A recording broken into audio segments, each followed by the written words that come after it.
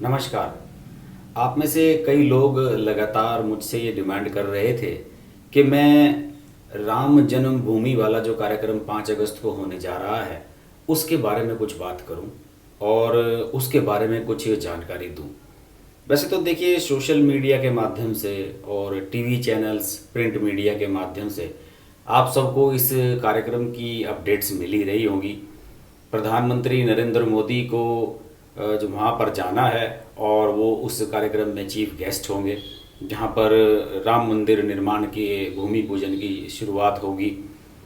और इस कार्यक्रम को लेकर एक बहुत ही अलग तरह की क्यूरोसिटी वर्ल्ड वाइड बन रही है। इस कार्यक्रम को एक धार्मिक आयोजन के रूप में देखा जा रहा है और कुछ लोग इसे इसलिए भी क्रिटिसाइज कर रहे हैं कि प्रधानमंत्री को ऐसे कार्यक्रम में नहीं जाना चाहिए जो कि एक धर्म विशेष या एक संप्रदाय विशेष से जुड़ा हुआ हो। हालांकि बीजेपी और इसके जो समर्थक हैं वो इस बात से इत्तेफाक नहीं रखते और उनका मानना है कि वो देश के प्रधानमंत्री हैं और देश में अगर इस तरह का कोई भी बड़ा आयोजन होता है तो उसमें जाने का उनका का पूरा राइट बनता है। और फिर बीजेपी इस आइडियोलॉजी को फॉलो करती है और बीजेपी एक बड़े लेवल पर इस आंदोलन को लेकर गई और बहुत बड़े लेवल पर ये आंदोलन चला और लगभग 30-40 साल की लंबी जंग के बाद ये फैसला हो सका है कि राम मंदिर को वहाँ पर बनाया जाए। अदालत ने इसमें अपने फैसले दिए और अब सारी चीज़ें जो हैं वो एक दूसरे लेवल पर जा रही हैं। सबसे बड़ी क्यूरियोसिटी इस कार्यक्रम को लेकर ये भी है कि इस कार्यक्रम में कितने लोग मौजूद रहेंगे, कौन लोग होंगे जो इसमें मौजूद रहेंगे। अभी तक जो जानकारी मिल रही है उसके हिसाब से 200 के करीब, 200-250 के करीब लोग इसमें मौजूद रहेंगे। कोरोना का काल है, सोशल डिस्टेंसिंग की बात है और संक्रमण फैलने का खतरा है, तो इसी वजह से कोई भी रिस्क नहीं उठाना चाहता प्रशासन। जैसे कि पहले खबर आई थी कि राम जन्मभूमि का जो वहाँ पर निर्माण का कार्य चल रहा है उसका कुछ स्टाफ के लोग कोरोना संक्रमित पाए गए थे। उसमें बाद में लेकर उसकी संख्या को लेकर एक डिबेट भी हुई। बाद में वो चीज़ें क्लियर की गई प्रशासन के द्वारा कि नहीं, इतने लोग थे, इतने नहीं थे, वो सब चीज़ें चल रही हैं। लेकिन बहरहाल इसमें वीआईपी लोग कौन मौजूद रहेंगे इसे लेकर टाइट लिप्ड स्थिति है और कोई कुछ भी कहने के लिए तैयार नहीं है। सबसे बड़ा सवाल इसमें ये खड़ा हो रहा है कि क्या पूर्व डिप्टी प्राइम मिनिस्टर एल के आडवाणी इसमें मौजूद रहेंगे? क्या मुरली मनोहर जोशी बीजेपी के वरिष्ठ नेता वो इसमें मौजूद रहेंगे? क्या उन्हें बुलाया गया है या नहीं? इस चीज़ को लेकर एक बहुत तरह की स्पेकुलेशंस हैं, बहुत तरह की चर्चाएं हैं कि इनको अभी बुलाया ही नहीं गया है। इस बारे में मीडिया को कोई इन्फॉर्मेशन ना तो राम जन्मभूमि जो क्षेत्र है उसकी जो ट्रस्ट है उसकी ओर से दी गई है, ना कोई ऐसी लिस्ट अभी इशू की गई है कि इसमें किसे बुलाया जाएगा, किसे नहीं बुलाया जाएगा। तो अब स्थिति दोस्तों कुल मिलाकर ये बन रही है कि सब लोगों का ध्यान इस कार्यक्रम पर तो हो ही रहा है, साथ ही साथ लोग ये भी देखने की कोशिश कर रहे हैं कि इस कार्यक्रम में कौन लोग आ रहे हैं और उनका माइंडसेट क्या है।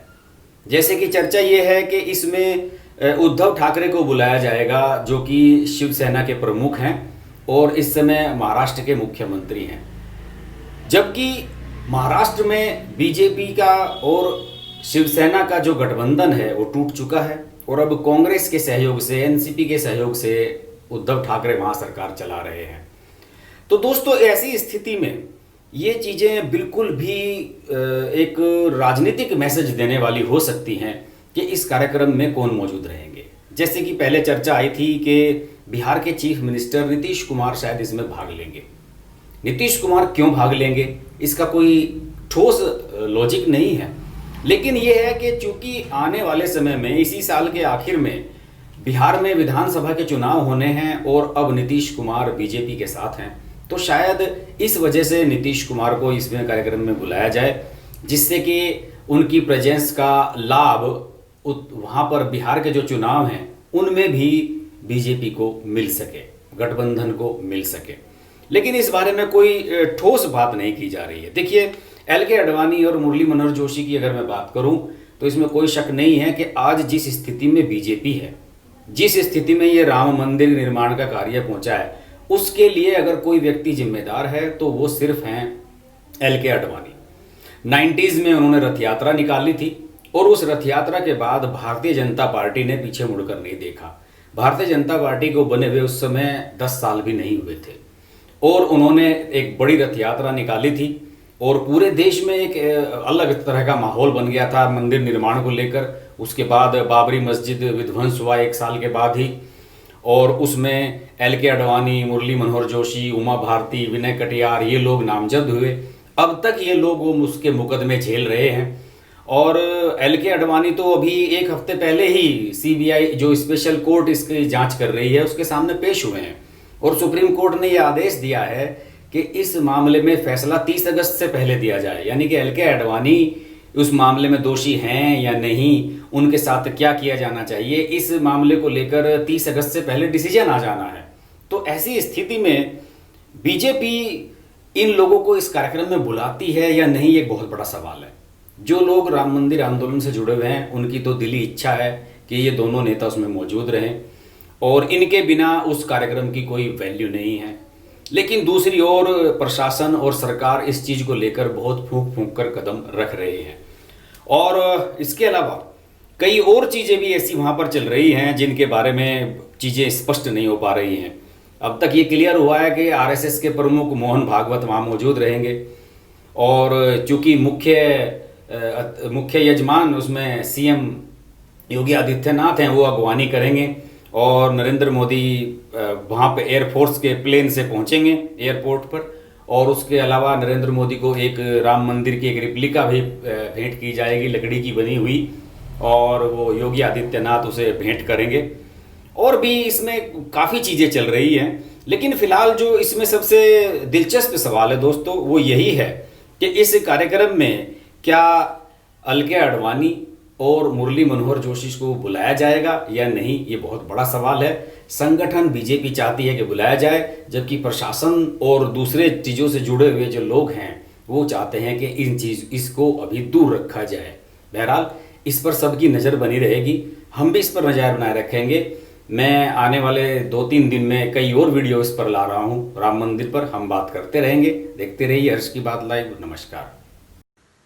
नमस्कार दोस्तों, मैं हूँ रवीना टंडन और आप देख रहे हैं हर्ष की बात। हर्ष जी एक बहुत ही सीनियर और बहुत ही समझदार जर्नलिस्ट हैं एंड मेरे मित्र भी हैं। तो बहुत खुशी है मुझे आपको बताने के लिए कि उनका ये जो YouTube चैनल है बहुत ही कामयाब है और उसके लिए मैं उनको बहुत मुबारकबाद देना चाहती हूँ। एंड एक चीज़ ज़रूर कहूँगी उनके लिए कि वो बहुत एक अच्छे इंसान भी हैं। इंसान होना बहुत ज़रूरी है लाइफ में, क्योंकि वो अपने आप अपनी लिखावट में आ जाता है। तो बहुत ही कम ऐसे हमारे होनहार जर्नलिस्ट रह गए हैं हमारी इंडस्ट्री में जो सोचकर और समझदारी के साथ, रिस्पॉन्सिबिलिटी और जिम्मेदारी के साथ आर्टिकल्स लिखते हैं। सो कॉन्ग्रेचुलेशंस हर्ष जी, एंड आप लोग ज़रूर देखिए, लाइक कीजिए हर्ष की बात।